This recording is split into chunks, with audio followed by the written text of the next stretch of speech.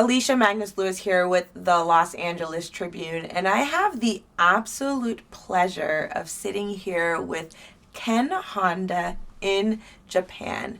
Ken is a best-selling author. He is the author of Happy Money, and we're going to get into that in today's conversation. But he teaches individuals about money, the energy around money, their relationship with money, but also their relationship with themselves. Ken is an author, he is a speaker, and beautifully, he is a mentor and a coach to so many individuals all around the world. Ken, it is such a pleasure sitting with you here today. You're in the upcoming film produced by the Los Angeles Tribune, The Pillars of Power. But Ken, you have been teaching about the energy of money and about financial literacy for so long, but before you really dove into the study of money, what are things that you were exploring about yourself as an entrepreneur? So, first of all, thank you so much, Alicia, for coming all the way from the United States to Japan. So we're just shooting this in Tokyo. So I'm so happy to have you here. Thank you. So what I used to do is I had this vision of always making my financial independence first. So in my early 20s, I wanted to be financially independent by the end of my 20s. So I retired when I was 29, so I could take care of my family needs more. So I decided to have a 4-year off of my life. So that's what I did. So up until that time, I focused on financial well-being. I didn't think of true wealth or invisible assets. I think I focused more on money and visible assets. Mm. And so for you, because invisible assets, it's everything beyond the money that you can see in your bank account or you can look at and write a check with in your checkbook. For you, what shifted within you, or what did you hear that made you kind of decide that you wanted to explore more about wealth and about money and about assets in a different way? I had a very interesting time of 4 years of doing nothing. So we travel a lot with my wife and also my little baby at the time. And I had the pleasure of meeting many very wealthy individuals in Japan, and I happened to meet very wealthy people with public companies. And I asked him, when or how old were you when you started feeling I'm wealthy? So I just imagined that he felt that way when he was 35, when he took his company to public, or when he made the first $1 million. And surprisingly, he thought for a moment and he said, I don't feel I'm wealthy. And I was so surprised because he is one of the wealthiest individuals I know. And he said, all my friends are much wealthier than me. So I feel like I'm a peanut. What? If you're a peanut, what does it make me? And I realized that when you get wealthier, you're always surrounded by more wealthy friends. So instead of just going higher in terms of the numbers, the wealth you accumulate, I thought I should go inward to feel more abundant, fulfilling. So for me, not just pursuing the numbers, I thought maybe I should go inward and then help people find happiness instead of just making more millions. Yeah. So going inward and helping people find happiness.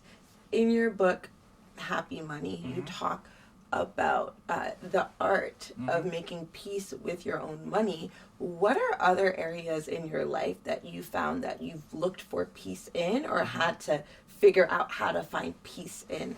So money touches every area of your life. It could touch health, it could touch relationships, it could touch your career. So unless you find peace with every area of your life, you cannot find total happiness and peace. So the first one will be your career. If you cannot enjoy your career, you are unhappy 80% of the awakened time. That's a lot of time. Yes. So if you can do what you excite you the most, and if you truly enjoy your work, then you are a step closer to happiness. And for you personally, were there areas in your life where you had to really work hard to find peace, where it didn't come naturally, but you had to intentionally say, I'm looking for more peace in this part of my life? I think it's more my relationship, I don't know, both private and more social. So I wanted to have more impact in the world, but the more I did, the more I feel like I have to. So it's like the money again, like the more money you make, the more money you feel like you need to make. So the impact is the same thing. So like I could impact like say 50 clients, and then I feel like I need to do more to feel fulfilled. So I stopped one time to chase numbers anymore, or, in terms of the money, in terms of the numbers of people I impacted.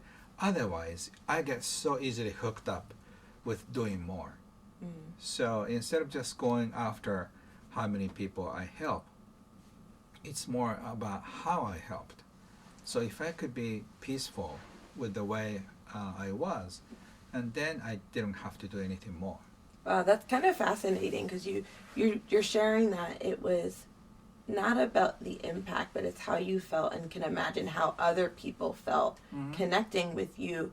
As you kind of discover that for yourself, where are other areas in your life that you thought, maybe I'll try and apply this principle, if there are any other areas?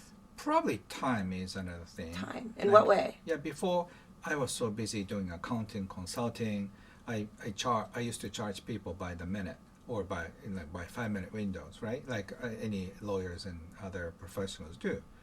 But I stopped working for 4 years. So I had all the time in the world. So I had what I called a baby time, So I felt so sleepy around 7 or 8 because our dinner is 5, right? So like I got so drowsy by the time it was 7, and then I slept like 14 hours, and then I woke up early, but I just lived like a baby, and then that was fun. So not productive at all.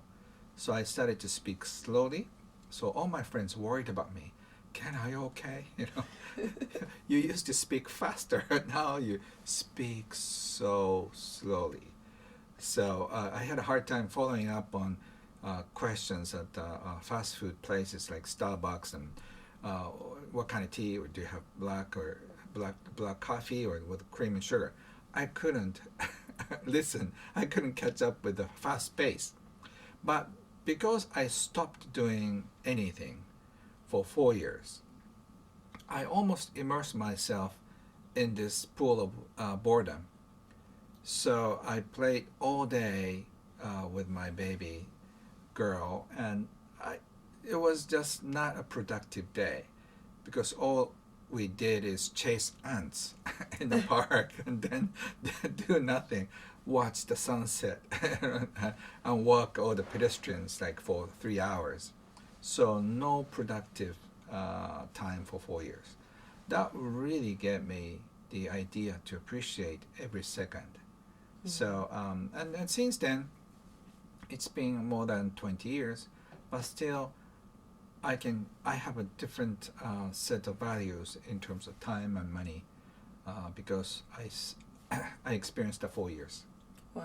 So that 4 years really was transformational for you. And, looking at the ants being so present, right, in every single moment of the day.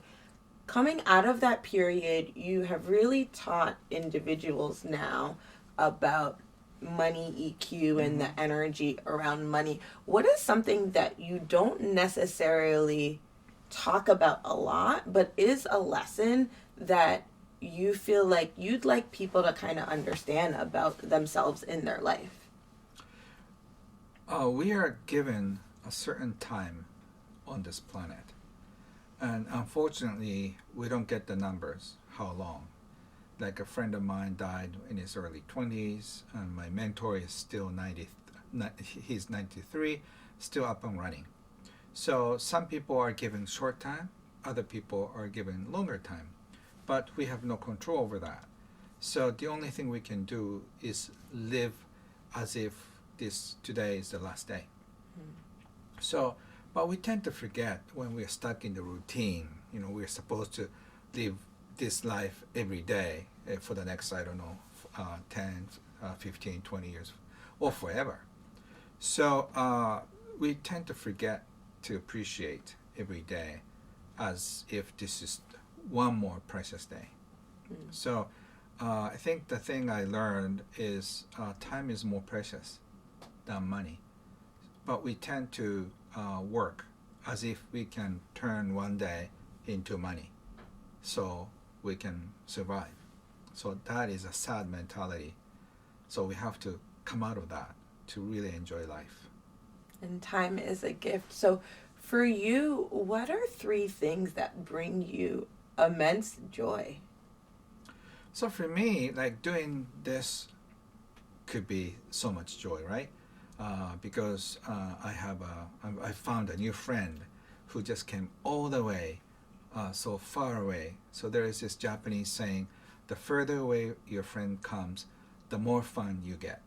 So if you're a friend who lives 2 blocks away, you can bump into him every day.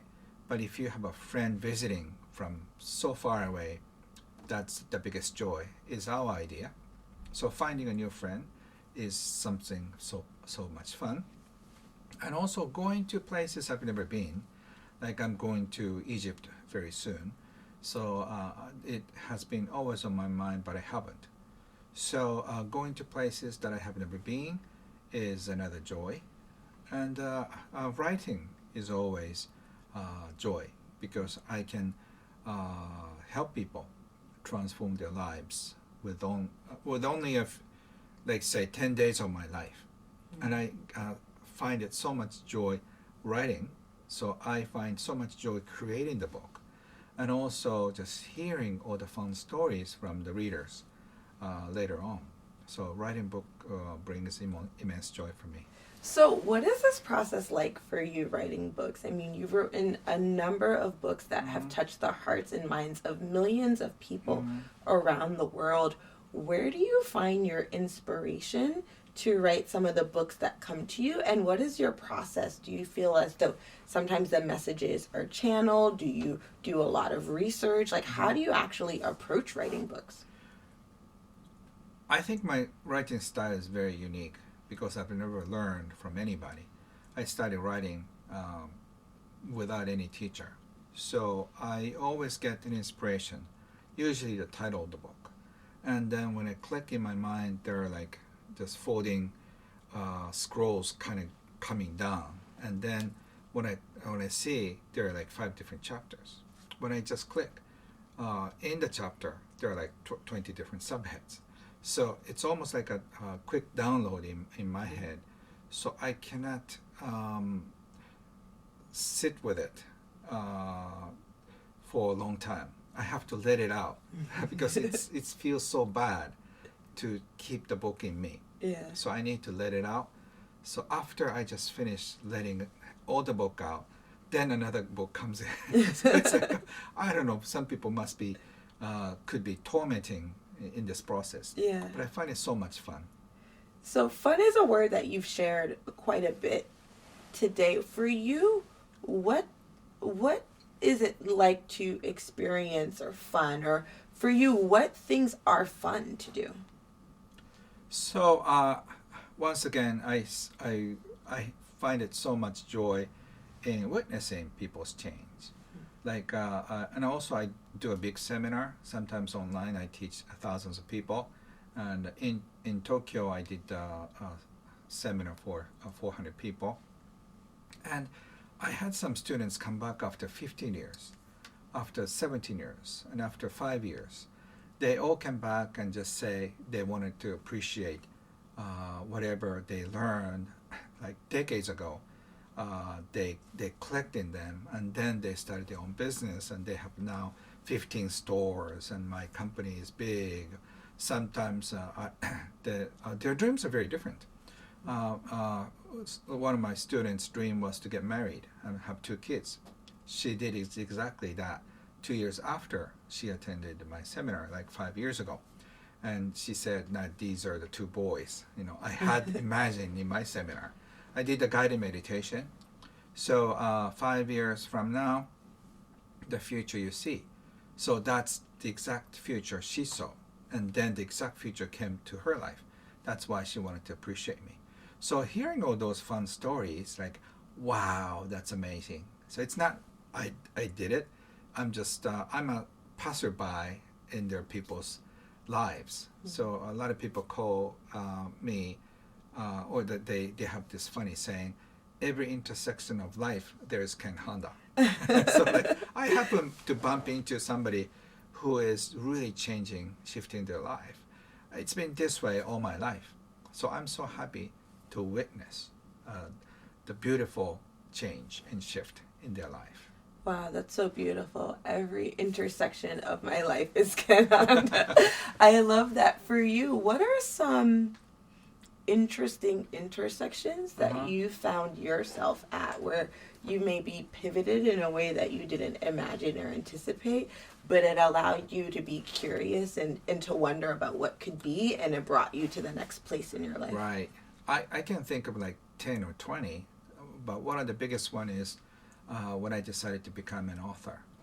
So one time I had this vision of writing a book, and then I didn't believe it because everybody thinks, oh, I won't be a movie star, I'll be a singer, right? I'll be a writer. But one time I seriously thought, okay, I think I'll need to become an author. Whatever it takes, I'm going to do it. And then I started writing these lousy essays of mine, and I started showing to my friends. My friends loved them, and they all recommended that I should write more. So my career started that way. But the decision I made that I'm going to become an author really shifted my life. Mm-hmm. And I remember the strong shift in me that I'm going to do it. Wow. And for you, how did you learn how to build that trust with yourself through the writing process? Because you mentioned earlier kind of getting a vision of what the book could look like, but then having to go through that process. How did you learn to develop that trust? Because sometimes people want to create and they have that idea and then they get a little frozen, but their gifts are so kind of innate to them. So how did you learn how to build that trust? Actually, I didn't because right after I got this vision of becoming a writer, I went to a bookstore and I just look at some of the books. The title is How to Become a Writer. So I did the self-check test. What percentage you become a writer, the probability test. Yeah. So there are 20 questions. So like if you get score more than 80%, you can become an author. And I try to just circle it, no, no, no. And then I scored 0. So I have no chance of becoming an author. I put the book away and I just, okay, forget it. That was my funny illusion because I just had 3 years off of my life for my baby girl. I must be going crazy. So I stopped doing that. And then a little later on, I got this vision again. So it's a constant reminder of my vision. And I try to do it. And I just kind of stopped because I gave up on this idea. But what got me through is my curiosity. I got very curious. What if I became an author? What if I became a speaker? What if I became just hooked up with this and then just persisted a little longer? Something may come out, and a lot came out. So oh wow, so you got a little curious. I love that, where you didn't actually listen to the external voices or people around, whether it was your friends or that book, but you really went within and you allowed yourself to be curious. What are maybe 3 things that you thought yourself, I wonder if, and you kind of dove in and you explored what would happen if you tried something new, if you called someone, if you traveled to a new country, and what kind of came to be out of you just kind of being curious and saying, I wonder what will happen if I do this? Yeah, for example, like what happens if I started to teach in English? That was a big, scary step I took. So I started learning English when I became 50. So 50 is a time when your memory and everything kind of goes down, right? But I started to pick up like a 7th grade book textbook and I started learning English, you know, I am a boy, but I'm not a boy anymore. And I'm a very tired old man. But I started picking up those. And I started memorizing one phrase at a time every day. So I got into more of an English mode.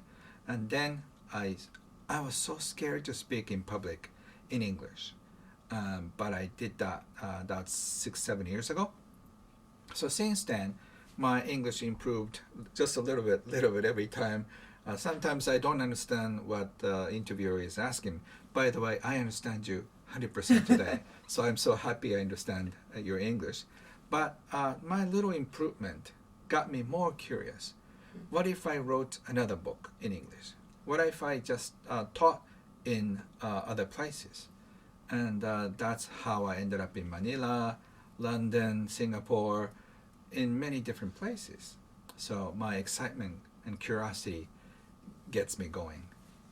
I love that because it really it creates space for the unknown to really take form just by being curious, and it can kind of take someone out of that fear mode. For you, what is something that you would want to tell someone who is learning about themselves? Mm-hmm. They realize they have a lot of fear. They want to overcome that fear. Mm. They're not sure what to do next. What is some advice that you could give them, maybe through curiosity, that they could learn to understand themselves in a different way and move just a little bit more emboldened in their life? Yes, fear and excitement are the different sides of the coin. So when you focus on the negative, it becomes more fear. When you're looking at the same energy, more positive, that is excitement. So when I think of just teaching in English, negative side is fear. I'm so fearful. I don't think I can do it. But if I'm just looking at the same thing from a positive perspective, I get excited. What if I teach in Manila? You know, people may like it. You know, they loved me. So we always have a choice of just focusing more on fear or focusing more on excitement. So there's this fun technique that flip the fear into excitement. So I always tell your experiences of going into a roller coaster. So when you're going up, you get excited. But when you're just at the peak and then going down, you get so scared. But when you're feeling scared, you just raise both arms and say, "I'm so scared." Like you're on the ride. What's next? So that's what I do. I love that. Yeah. So when after like like you're losing out all the money, or you may get fired. Like, I'm so fearful, and I ask yourself, what's next? What is next? That is so wonderful. And for you, what is next?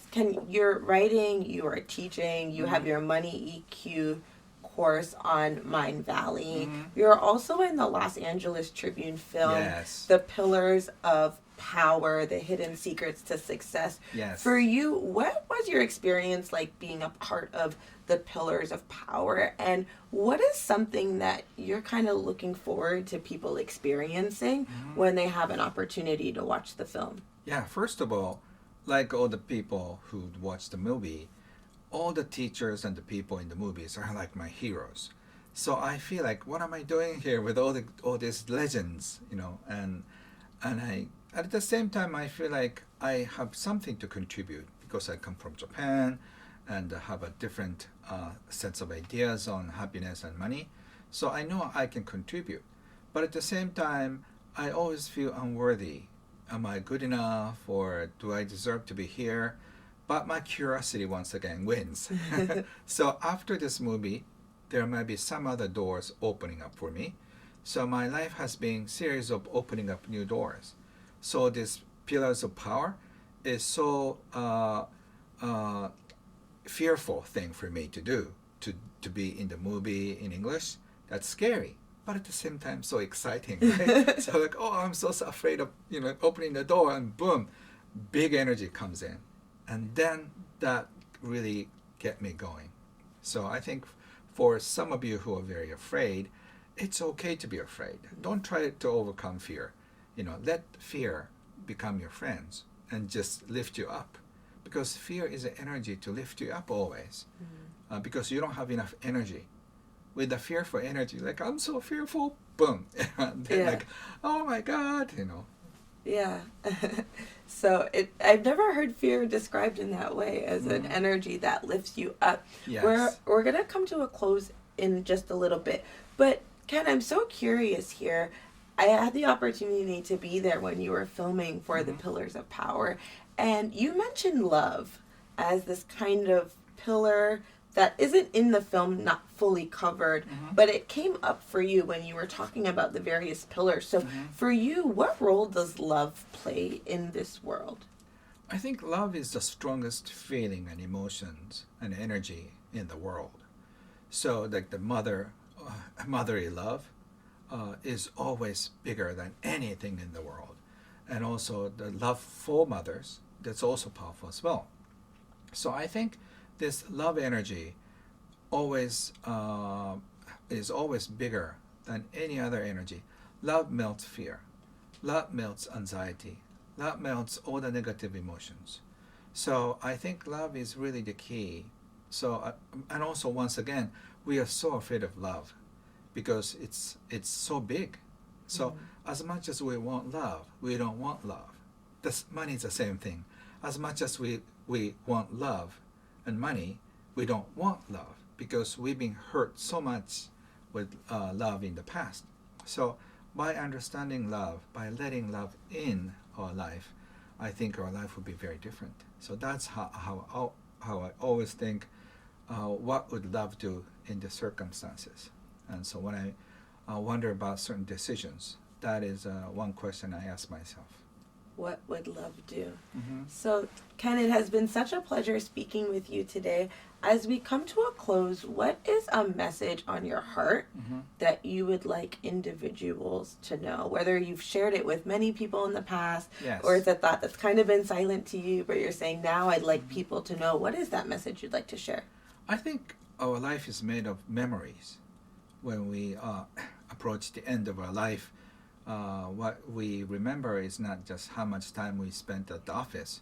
It's quality time, or the laughter with friends and the loved ones.